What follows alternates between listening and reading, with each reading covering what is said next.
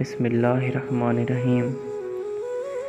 حضرت نوح علیہ السلام اللہ تعالیٰ کے حکم کے مطابق ایک ایسے میدان میں کشتی تیار کرنے میں مصروف ہو گئے جس کے قریب جواہر میں دور دور تک کشتی چلانے کے لیے پانی موجود نہیں تھا۔ آپ علیہ السلام کی قوم کے کافر جب آپ کے پاس سے گزرتے تو آپ علیہ السلام کا مذاق اڑاتے اور کہتے کہ یہاں تو دور دور تک پانی موجود نہیں اور آپ پانی میں چلانے کے لیے کشتی بنا رہے ہیں۔ ان قوم نوح کے تصور میں بھی نہیں تھا کہ اللہ تعالیٰ انہیں پانی میں غرق کرنے والا ہے۔ آپ علیہ السلام انہیں جواب دیتے کہ جس طرح آج تم ہمارا مذاق اڑا رہے ہو اسی طرح ایک دن تمہارا بھی مذاق اڑایا جائے گا اور تمہیں بہت جلد معلوم ہو جائے گا کہ اللہ تعالیٰ کے غضب کا شکار کون ہوتا ہے۔ فرمان الہی ہے، وہ نوح علیہ السلام کشتی بنانے لگے اور جب ان کی قوم کے سرداران کے پاس سے گزرتے تو ان کا مذاق اڑاتے۔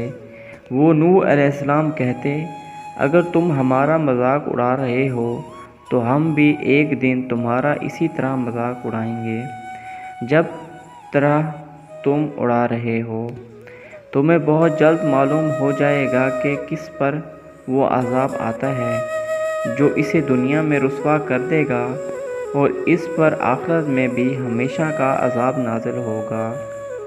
جب حضرت نوح علیہ السلام کشتی تیار کر چکے تو اللہ عز و جل نے حضرت نوح کو حکم دیا کہ آپ خود بھی کشتی میں سوار ہو جائیں اور میرے مومن بندوں اور تمام حیوانات میں سے جوڑا جوڑا کشتی میں سوار کر لیجئے، مگر کفار میں سے کسی کو بھی کشتی میں سوار نہ کرنا۔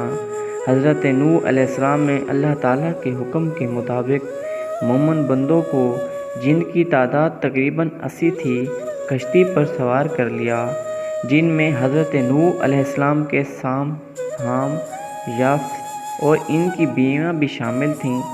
تمام جانداروں کا ایک ایک جوڑا بھی سوار کر لیا۔ پھر اللہ تعالیٰ نے ایسا زبردست طوفان بھیجا کہ آسمان سے بھی زوردار بارش برسنے لگی اور زمین سے بھی پانی ابلنے لگا۔ چند لمحات کے اندر پانی اتنا زیادہ ہو گیا کہ اللہ تعالیٰ کے حکم سے کشتی تیرنے لگی۔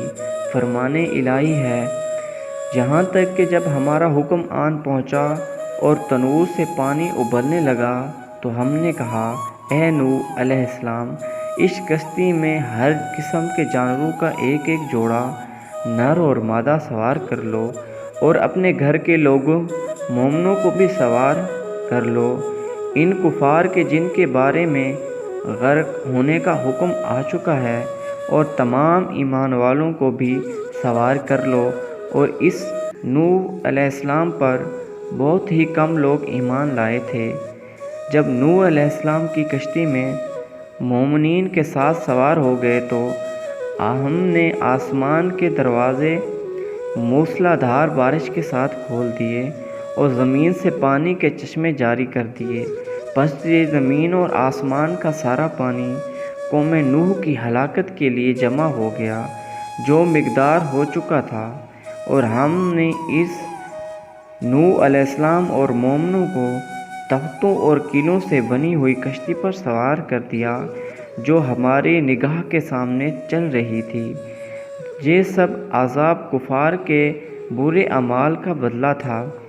اے نوح علیہ السلام، پھر جب آپ اور آپ کے ساتھی کشتی میں اطمینان سے سوار ہو جاؤ تو اللہ تعالیٰ کا شکر ادا کرنا، کہنا کہ سب تعریفیں اللہ ہی کے لیے ہیں جس نے ہمیں ظالم لوگوں سے نجات عطا فرمائی، اور کہنا کہ اے میرے رب، مجھے کسی بابرکت جگہ اتارنا اور آپ ہی سب سے بہتر جگہ پر اتارنے والے ہیں۔ پانی کی طغیانی میں کفار کی ہلاکت اور کشتی کا بحفاظت چلنا۔ جب کفار نوح پر سخت عذاب آیا اور ہر طرف پانی ہی پانی ہو گیا، قوم نوح کی سرکشی افراد پانی میں ڈوب کر ہلاک ہو گئے۔ طغیانی کے باوجود بھی حضرت نوح علیہ السلام کی کشتی موجوں میں صحیح و سالم چل رہی تھی، اس لیے کہ اس کا محافظ اللہ تعالیٰ تھا۔ فرمان الہی ہے، بے شک جب پانی کے طوفان میں طغیانی آ گئی تو ہم نے تمہیں نوح علیہ السلام کو کشتی میں سوار کر لیا تاکہ اس واقعے کو تمہارے لیے نصیحت بنا دیں، اور یاد رکھیں نصیحت حاصل کرنے والے کان اسے یاد رکھیں۔ وہ کشتی انہیں پہاڑوں جیسی موجوں میں لے کر چل رہی تھی۔ پھر انہیں کفار نے اس نوح علیہ السلام کو جھٹلایا تو ہم نے اسے نوح اور ان لوگوں کو نجات دی جو ان کے ساتھ کشتی میں سوار تھے، اور انہیں زمین کا وارث بنا دیا، اور ہم نے ان لوگوں کو غرق کر دیا جنہوں نے ہماری آیات کو جھٹلایا تھا۔ بس آپ دیکھ لیجئے ان لوگوں کا کیسا برا انجام ہوا جنہیں ڈرایا گیا تھا۔